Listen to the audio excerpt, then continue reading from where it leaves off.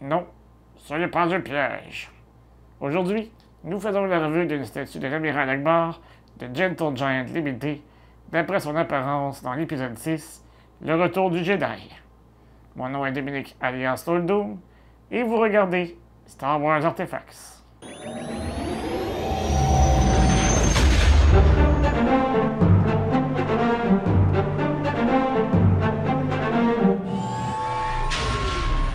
Cette statue fait partie de la série Milestones de Diamond Select Toys. Elle est sortie en 2023, année qui correspond au 40e anniversaire du film Le Retour du Jedi. Comme pour la plupart des statues de cette série, il s'agit d'une édition limitée à 1000 exemplaires. Au moment du tournage de cette revue, la statue était toujours en vente sur le site de l'entreprise. Elle se détaillait au coût de 250 $ US, 340 $ canadiens ou 230 €. Êtes-vous prêt? Allez, Chewie, on va la gomme! À l'avant de la boîte, il y a une photo de la statue et tout en haut, on y voit le logo de la série Milestones. En bas, il est écrit Admiral Akbar 1/6 Scale Statue. Sur les côtés, on y retrouve deux images présentant la statue sous différents angles. En arrière, il y a une image rapprochée de la statue et tout juste en dessous, il y a un paragraphe qui se lit comme suit.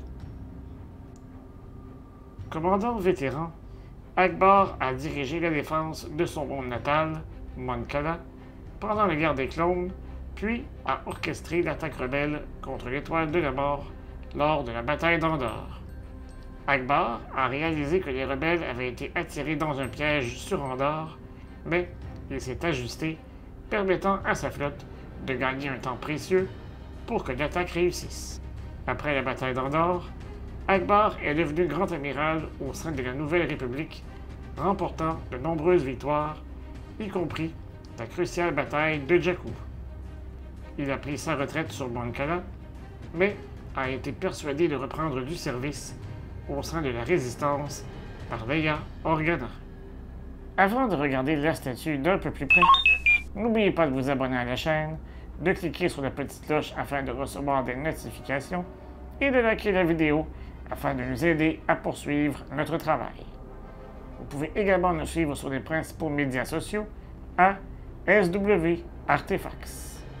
Lorsque nous atteindrons 2000 abonnés sur la chaîne YouTube, deux d'entre vous auront la chance de gagner un de ces deux demi-bustes de la série Legends in 3 Dimensions, offert par Gentle Giant Limited.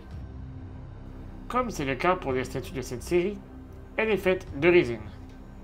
Elle mesure 33 cm de haut en incluant la base. Cette dernière a une largeur de 13 cm et une profondeur de près de 14 cm. Son poids est d'à peine plus d'1 kg. La statue vient en 4 pièces détachées. La base, la statue, ainsi que 2 options de main droite. L'assemblage n'est pas vraiment différent des autres statues. Il faut tout simplement aligner la tige située sur le pied gauche de la statue avec le trou de la base. Commençons par regarder Gail Akbar de plus près. Son visage est incroyablement bien sculpté et l'application de la peinture représente bien les nuances de couleur sur la peau du personnage. Ses yeux globuleux ont reçu une application de peinture lustrée qui lui donne un certain réalisme. Au niveau du menton et de sa gorge, on y voit les rides qui ajoutent à la qualité de la statue. Sur son torse, il porte une tunique beige sans manches à l'encolure évasée. Sur le côté gauche de sa poitrine, on peut y voir un badge correspondant au rang d'amiral au sein de l'Alliance rebelle. Sous sa tunique, il porte un uniforme blanc conçu spécialement afin de conserver un niveau d'humidité élevé pour le confort de l'amphibien. De chaque côté de sa combinaison, on y voit une ligne jaune moutarde qui débute sous son aisselle pour se terminer à la cheville.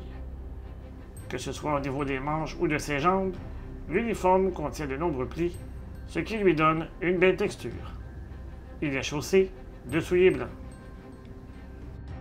À sa taille, il possède une ceinture utilitaire munie de 2 boîtiers de chaque côté de sa boucle. La ceinture est visible jusqu'à l'arrière, mais ne contient aucun détail. Dans sa main gauche, il tient une tablette électronique sur laquelle il peut suivre le cours d'une bataille. Elle contient de nombreux boutons, ainsi qu'un écran bleu. Pour ce qui est de sa main droite, il est possible de lui mettre celle qui tient le DH-17, le blaster de prédilection des rebelles. Toutefois, je préfère utiliser la main qui tient le bâton, puisque le blaster ne lui serait pas vraiment utile à bord de son croiseur.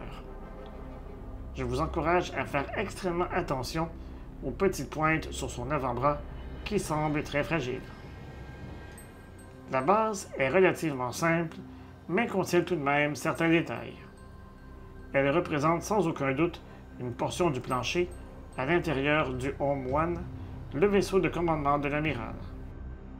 Sous la base, on retrouve entre autres le copyright, le nom du fabricant, l'endroit où elle a été faite et le numéro de l'exemplaire.